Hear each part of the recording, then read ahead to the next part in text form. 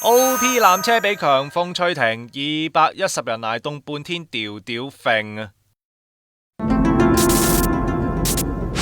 曾經有城市傳聞海洋公園纜車80年代失事多崖，雖然公園證實冇件咁嘅事，但相信唔少人細細個去搭都會有啲驚。如果經歷埋禮拜六嘅旅程，可能嚇到鼻哥窿都冇用。8點上山纜車機器故障，北風中搖盪，真係新奇又刺激，好玩過山車。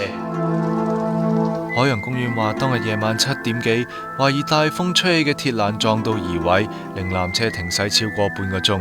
210人喺13度嘅寒風下邊，半天吊超過1個鐘後先安全落返地。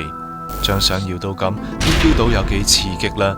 天文台就話喺壞車之前，離海平面30米嘅黃竹坑氣象站錄到最高陣風有時速54公里，去到強風程度嘅。而纜車位處更加高嘅位置，相信事故現場嘅風速可能會仲高。